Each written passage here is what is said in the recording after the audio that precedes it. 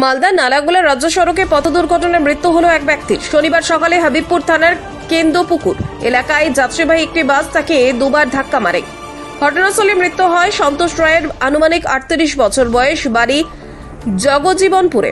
দুর্ঘটনার পর বাসটি পালিয়ে যায়। ক্ষুব্ধ স্থানীয়রা প্রায় 2 ঘন্টা রাস্তা অবরোধ করে বিক্ষোভ দেখান। পরে পুলিশ মৃতদেহ উদ্ধার করে ময়নাতদন্তে পাঠায়।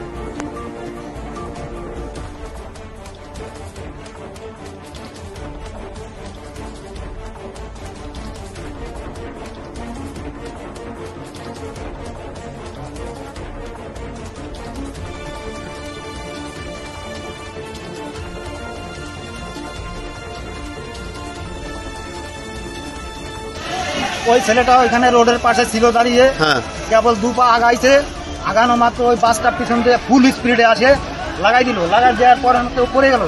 পড়ে যাওয়া মাত্রই ও উঠে ফিরে আবার দৌড় দিতে গেল আউট সাইড দিকে। ওই দৌড়টা দিতে টাইম দেয়নি ওই ড্রাইভার, বাসের ড্রাইভার। কোন দিক থেকে গাড়িটা আসছিল? পাকো থেকে আসছিল গাড়িটা। কত স্পিডে ছিল? ফুল স্পিড, মনে হয় 80-90-তে ছিল।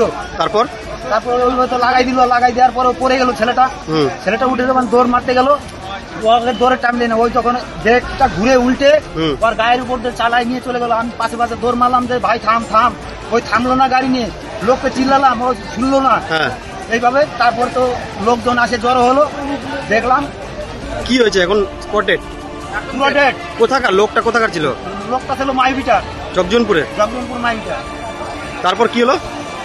তো পুরো ডেড হয়ে গেল। এখন ওদের বাড়ির লোক আসছে, এখন কি বলবে না বলবে। থানার পুলিশ এসছে এখানে। তারপরে তারপর ফুল স্পিডে গাড়ি চালায়, তারপর আমাদের অসহ্য। এরকম ফুল স্পিডে গাড়ি চালানিটা ঠিক না। ওরা নেশা করে গাড়ি চালায় সবসময়ের জন্য। ড্রাইভাররা সবসময়ের জন্য নেশা করে গাড়ি চালায়। আপনার নাম, পরিচয়? আমার নাম হচ্ছে মনোরঞ্জন শিকদার, গ্রাম জগজীবনপুর।